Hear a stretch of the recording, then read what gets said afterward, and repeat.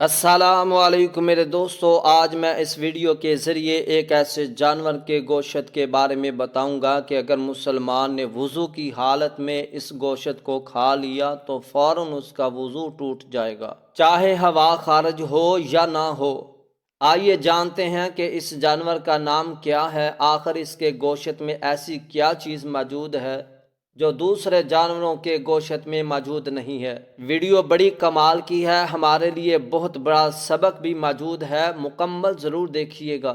میرے عزیز بھائیو، اللہ تعالیٰ نے تمام مخلوقات میں انسان کو سب سے اعلیٰ اور اشرف بنایا ہے، جس سے اللہ تعالیٰ کو بے حد الفت ہے، اور انسان کی زندگی کی بقا کے لیے پینے کے لیے زمین اور آسمان سے پانی کا انتظام کیا، اور خوراک کے لیے طرح طرح کی انگوریاں، سبزیاں اور پھلوں کا انتظام کیا ہے۔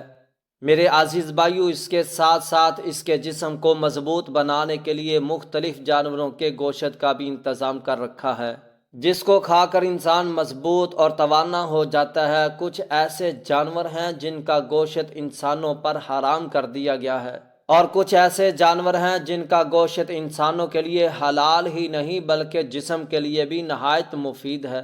مثال کے طور پر بکریوں کا گوشت انسان کی توانائی کے لیے بہت مفید ہے، اس لیے اس کو حلال کر دیا گیا ہے۔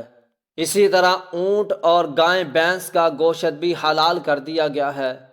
ان جانوروں میں سے ایک ایسا جانور بھی موجود ہے جس کا گوشت تو حلال اور مفید ہے، لیکن اگر مسلمان اس کو وضو کی حالت میں کھا لے تو فوراً اس کا وضو جاتا رہتا ہے، اور نماز کے لیے اس کو دوبارہ وضو کرنا پڑے گا۔ میرے معزز سامعین کرام، اس جانور کا نام اونٹ ہے۔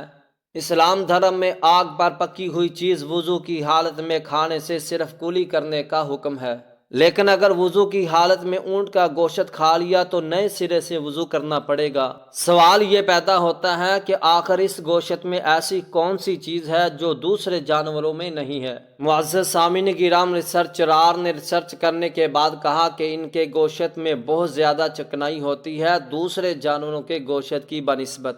اس کا گوشت کھانے سے ہوا خارج ہونے کا خدشہ بڑھ جاتا ہے، اسی وجہ سے اس کو دوبارہ وضو کرنے کا حکم دیا ہے۔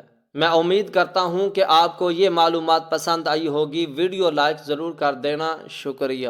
محمد مصطفیٰ بہار